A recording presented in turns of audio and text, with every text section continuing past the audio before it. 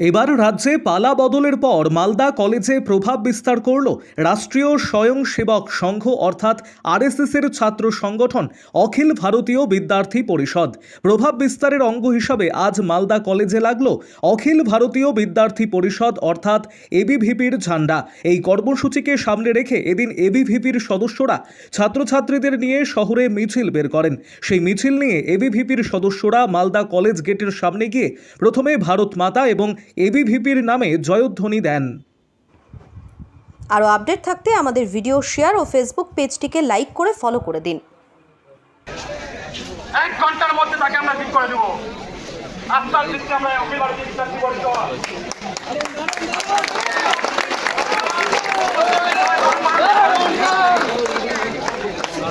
এবং আমি লাস্ট কথা বলবো, এবং লাঞ্চাতে যে আন্দোলন লাঞ্চা করি তো এই লাঞ্চা আমরা এখানে স্থাপিত হয়, প্রথম চালানো শুরু হয়। তারপর থেকেই ক্রমে এই কলেজ দেখেছে যে কংগ্রেসের ছাত্র পরিষদের দাপাদাপি, তারপর এসএফআইয়ের দাপাদাপি, তারপর টিএমসিপি দায়িত্ব নিয়ে শিক্ষাক্ষেত্রকে ক্ষতবিক্ষত করেছে।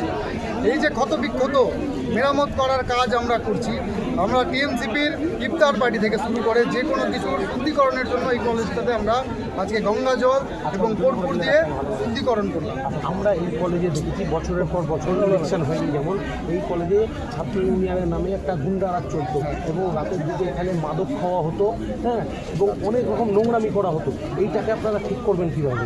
আমরা আগামী দিনে ছাত্র সংসদ করাবো, দিয়ে আমরা সেটা রেগুলার করানোর পর আমরা লাভ জিহাদ, নেশা মুক্তি কেন্দ্র, র্যাগিং থেকে বাঁচানোর জন্য আমরা এখানে একটা ক্যাম্পাসে নেশা মুক্তি কেন্দ্র তৈরি করব।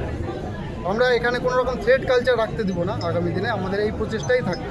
সব রকম ছাত্র সংগঠন লড়াই করতে পারবে এখানে? হ্যাঁ, সব রকম কলেজ, সব রকম ছাত্র সংগঠন এখানে লড়াই করতে পারবে।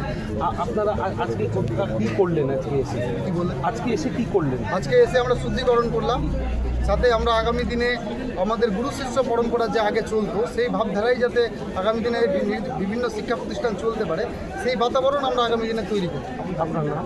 আমার নাম রাহুল মণ্ডল, দক্ষিণ মালদা অখিল ভারতীয় বিদ্যার্থী পরিষদের সোশ্যাল মিডিয়া।